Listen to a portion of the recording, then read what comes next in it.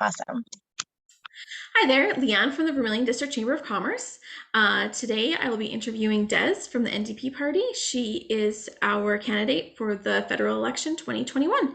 So Des, I'll hand it over to you. Maybe you can just kind of introduce yourself and give us an idea as to why you thought it was important to run this time around. Absolutely. So like you said, my name is Des. I am 26 years old and I have lived in the Lakeland riding, specifically in Lloydminster, for most of my life. There's a lot of reasons why I decided to run in this election this year, but it kind of boils down to just my own personal values, which is putting people before profit. I have worked in all different sorts of jobs, from retail to housekeeping, food service, support work for people who have disabilities. And it has been a very long time where I've been like building my career and building my work history. But even with all of those different hats, I was always in a position where I was living paycheck to paycheck and struggling. And I knew that no, I wasn't the only person who was living like that. My coworkers, some of whom were younger than myself, were also in that position. And then there's also people who are living with disabilities in this country who are pretty much legislated into poverty by our government because it does not provide them the supports that they need, whether that's financial supports through the disability benefit that actually cover things like rent and utilities, food, or any other medical needs, or even just the fact that there's not a lot of inclusive jobs or inclusive facilities for people who are living with disabilities. And so those are two really big motivators for myself. I'm very much a person who believes that we can be better and that we deserve better. And as a worker, I have, really, I've learned this, the trickle down system that we're all told when we're young is supposed to work doesn't. And I'm here because I want to speak up on behalf of the workers who are like me, who have lived paycheck to paycheck, and give us the opportunity to have a voice so that we can be successful. And we're not just living in a system that is made to see us fail time and time again so that billionaires can go to joyrides on space.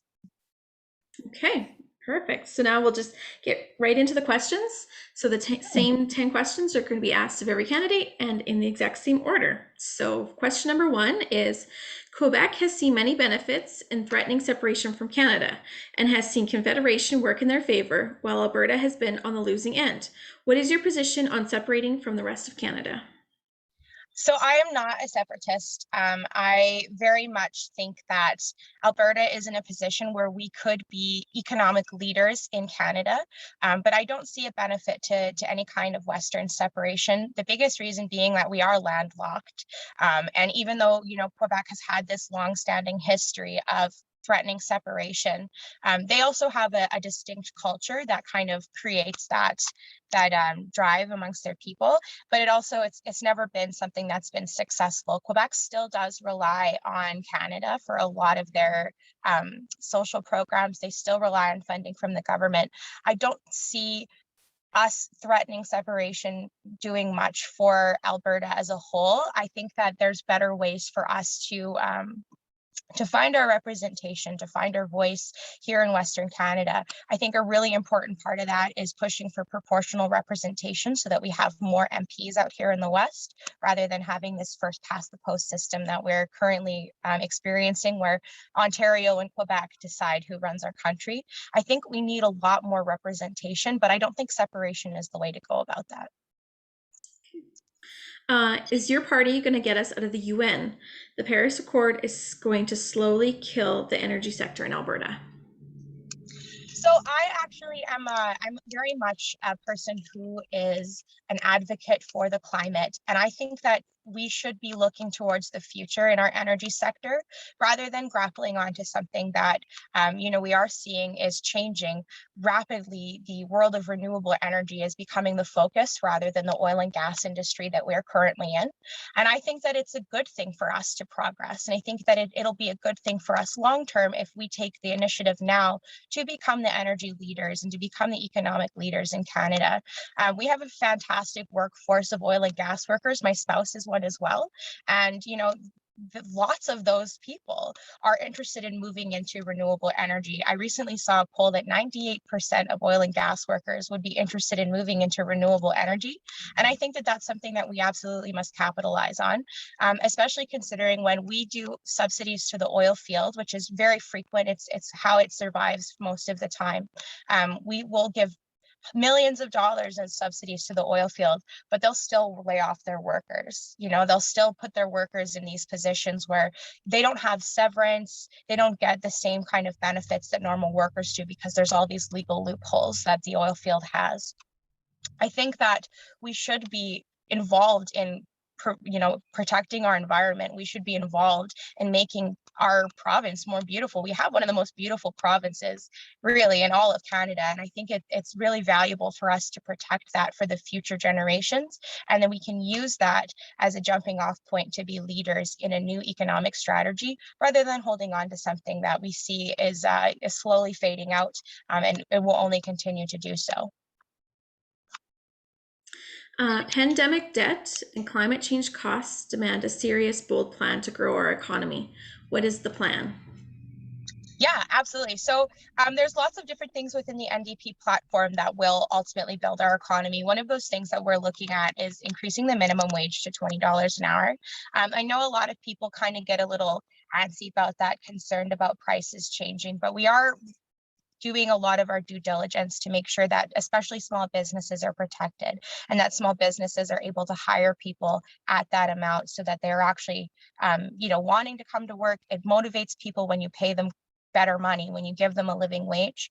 Another part of that, again, moving into that climate action and using that to jump into renewable energies and creating a new job market and a new economic leadership in Alberta, and really in Canada as a whole, but Alberta could be that jumping off point. And I could see our economy having a really, really, really huge boost by going into that renewables, by doing things like having these big environmental cleanups. Unfortunately, it will cost money, but in the long run, we will see not only a return of that money because we have all of these new infrastructure and investments, but we're also protecting our homes, our community, and our planet. Okay. Where does not only your party, but you personally stand on the issue of mandatory vaccination, vaccination passports, and the restriction to travel, not only internationally, but also across our country? Yeah, absolutely. So all of the NDP candidates are vaccinated, and we take vaccination very seriously. It is a way for us to reduce the spread of COVID-19 and also to make it so that if you do contract it, you're not getting as sick as one typically would. For myself, I am very, very passionate about people getting vaccinated. A very good friend of mine who's 25 years old was unvaccinated, contracted COVID-19 last year and died as a result of having that. And so for me, having this miracle of medicine, really, like, it's important for us to take care of our community, to protect each other. I don't really know what my own personal opinions are when it comes to vaccine passports. I do know that the NDP is considering putting one in just because of the travel restrictions that come without them. And I don't really have a personal opinion on it. It's not something that I'm necessarily thinking about all the time. But I understand why people would like it. And I understand how it also protects the global community for people who are commuting or even just other provinces. We need to be protecting other people. We have to be mindful of that, making sure that, we're not spreading any kind of viruses to people who are unable to get vaccinated due to any kind of disabilities or medical needs. We have to be taking care of each other, and that's really what my stance is do everything that you can to take care of each other. And unfortunately, if people are they don't want to get vaccinated, but they still want to be able to do those recreational things, and they don't have that medical exemption from vaccination, I understand why they would be asked not to join in spaces where vaccinated people are welcome. I know that the party is considering putting in a passport. So that's kind of the stance would be, we would want people to be vaccinated if they're able to get vaccinated and have proof of vaccination as well. What are your thoughts on a woman's right to access safe abortions? What limits do you think should be imposed, if any? I do not believe in any kind of access, restrictions to access on abortion. There's been many studies that have been proven time and time again. When you restrict abortion, abortion does not decrease, it just becomes unsafe. I think if we are concerned about the amount of abortions that are happening and we want to reduce the amount of abortions, we should be considering alternative methods such as providing free birth care control for people, providing better prenatal care, and also eliminating poverty. For a lot of people, when pregnancy is being terminated and people are choosing to take abortion, it's not because they're there's no how do I say this, there's not a lot of people who are doing it because they want to kill a baby, and I think that that's a narrative that people really attach to. That's just not true. Most people who do get abortions are doing it because there's an obstacle in the way from them being able to care for that child, and it's typically a financial uh, what am I saying here? Sorry, my brain's farting on me. But it's a financial barrier that makes it really difficult for a person to raise a child. And so if we're concerned about the amount of abortions that are happening, the most responsible thing that we can do to not only protect people who are becoming pregnant, but to reduce that number of people who are ultimately having to choose abortion, is to provide people with the means to care for children, provide people with housing, and provide people with the means to avoid getting pregnant. And whether that means, giving away free birth control or having more of an emphasis on like sex education, things like that, that's the best way that we can actually reduce abortion. If we're going to ban it, we just create a system where people are going to be continuing to do it, but in an unsafe manner. And we will actually lose a lot of people because of that. Many women throughout history have died because of at-home unsafe abortions. And I'm concerned for the health of women. I believe that abortion is part of healthcare. And I understand it's not a very popular opinion for a lot of people, but looking at the science, we know that that's just how it is. And the best way to stop abortion is to protect people and give them the chance to have children by eliminating poverty. Where do you stand on the proposed capital gains tax for the sale of your principal residence? I mean, I am very much, I believe housing is a human right. I'm going to be honest, I don't know all of that about the capital gains tax. It's still something that I'm kind of learning about myself. So I haven't formulated a full opinion on it. But my stance in general is that housing is a human right and that housing is extremely inaccessible, especially in today's day and age. And especially for young people like myself, a lot of us are renters and it's really difficult to find houses. So anything that does make housing more accessible, I'm all for. I'm gonna double check on that gains tax though, because I don't know everything about it. And I'm going to continue to look into that as well. And I will post what my opinion is at some point in the future, I guess. Okay. If Bill C-10 passes with its present wording, it is promising to censor personal online content. Will you elaborate on the effects of an appointed agency having this power and the potential legal penalties they can enforce without a defense mechanism provided to the accused content provider? Oh, wow. You have a lot of really loaded questions, hey? We do, yes. So I don't know the exact wording on Bill C-10, but Bill C-10 is the one that is to ban conversion therapy, right? I think that's the same bill. I think that this deals more with online content. Okay. In a couple of questions from now, we'll deal with conversion therapy, but I think that this one is more about online content and what is allowed and what's not. Okay. Yeah. So yeah, I obviously don't know all of the wording exactly on that bill. That, again, something that I'm still navigating and I'll have to look into. As far as like my own personal opinion when it comes to online censorship, I think that there is a line that some people may cross, and that there are things that we should be aware of. Online harassment, online bullying, especially targeted harassment against people who are marginalized. I think that that's something that we should be monitoring and tackling. I think overall, though, freedom of speech and freedom of expression is a huge part of being Canadian. It's a huge part of living here in Northern America. So I think that there's definitely a line where too much censorship is too much. And that goes in all political spaces as well, and especially when it comes to polarizing political opinions. I think that there is a line where too much censorship is a lot. I don't know the exact wording on Bill C-10, so I don't know how far that quite goes. But yeah, I definitely believe that we should crack down on any kind of online harassment or any kind of online bullying or threats of violence and things like that. Okay. The TRC calls to action. Okay, sorry. What TRC calls to action do you intend to implement in Lakeland, and how will you do it? So All of TRC. them. Okay. Yeah, I'm a Indigenous myself. I'm Métis. And so the Truth and Reconciliation calls to action are very important for me, and I'm incredibly disappointed that they have not been acted on. Ultimately, I would like to see all of those calls to action be brought forward and be implemented throughout all of Canada. I think it's really important that we do focus on reconciliation and that we focus on that healing within Indigenous communities.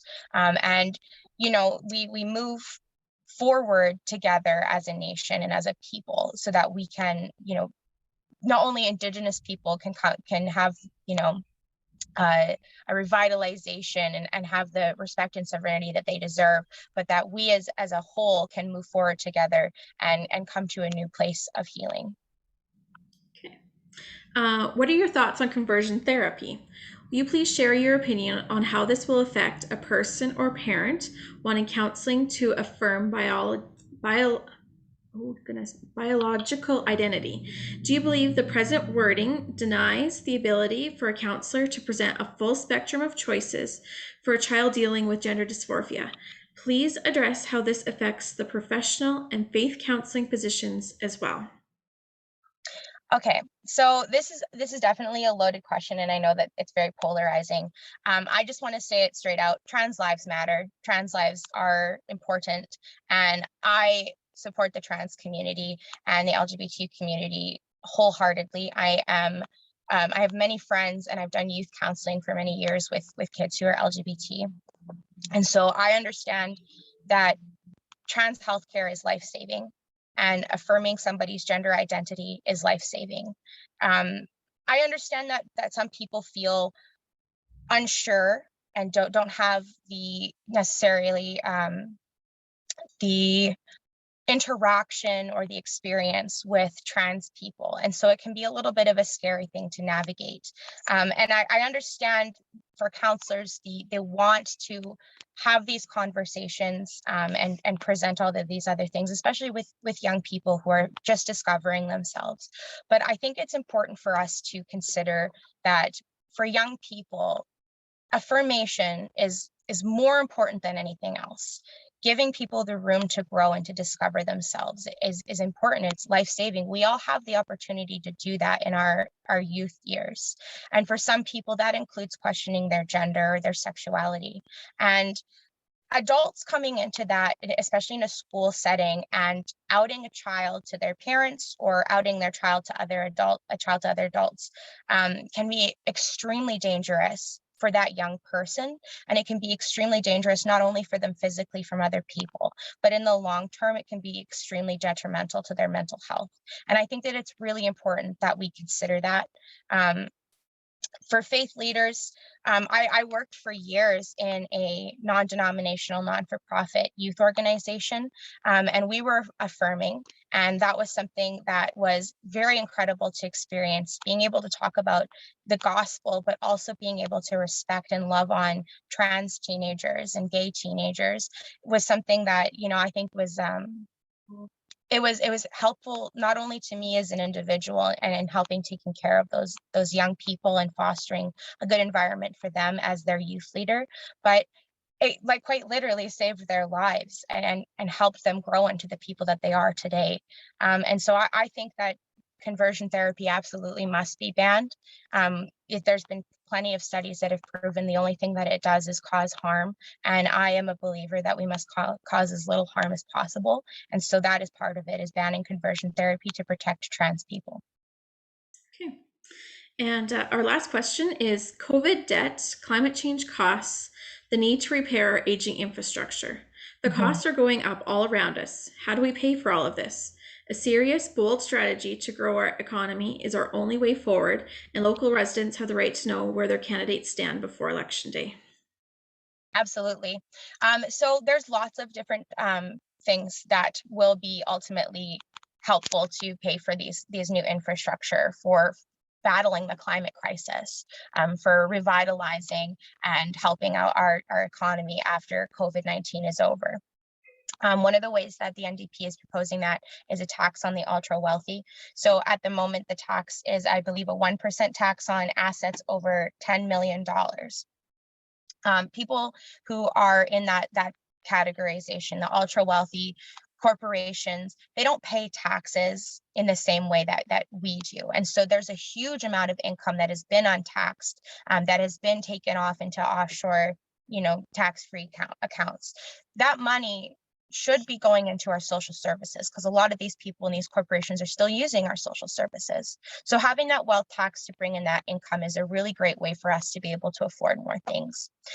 We're hoping as well to continue to revitalize rural communities, investing in small businesses and giving them grants so they're able to hire more people so that they can bring on more jobs, and ultimately people will be able to spend more money in their local communities. And then for myself, one of the things that I'm really passionate about is I love the idea of having optimized food systems in local economies through really just funding into the local community, funding into the local like farmers market, giving people the opportunity to shop local and to be able to not only afford it, but also to be able to afford more. And so tackling affordability is ultimately going to stimulate our economy. Taxing the rich will stimulate our economy because we're going to have in that extra income. And then moving forward with better infrastructure, when we invest in these things long term, we don't have to spend as much money later on. We don't have to be as concerned about a lot of things in our life because we'll have services covered. So our affordability, our take-home pay is ultimately going to rise when we invest in those social services and we invest in that new infrastructure. Okay, excellent. So that's the end of our questions, Des. So at this time, if there's anything else that you'd like to say, now would be a good time for that. Yeah, I very much feel that Canadians are looking for change. We've been living, and like I'm quite young, so I can't attest to every single political government that has been in charge. I've only ever really remembered two of them. Paying attention and it wise anyways. But I know that Canadians are ready for a change, and I think that change comes in a lot of different ways in people's minds. They have different ideas on how to do it, but ultimately at the end of the day, we all want to have a life where we are given dignity, where we have opportunity, and where we know that we're going to be able to afford the things that we need, like food and housing, utilities and things like that.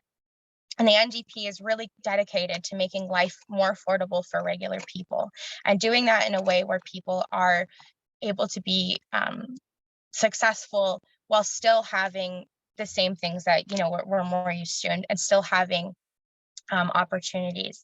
The NDP is fantastic. And when I decided that I was going to run for the NDP, I did that because I believed in the messages that we had, and that what Jagmeet Singh was saying to us when it came to, we pay ridiculous fees on our phone bills. Rural communities don't have internet, and those are things that we should have, and the NDP is dedicated to bringing to the table. And I am looking forward to speaking to many more members of the community and asking them as well what you need advocated from your MP. And that's something that I'm dedicated to doing. I've been a worker since I was 14 years old, and I have never shied away from any job, no matter how hard it is. And so I'm looking forward to tackling this one. Okay, excellent. Well, I just want to thank you once again, Des, for sitting down with us. I really do appreciate it. So, thank Thanks so much for having me. you. Yeah, thank you.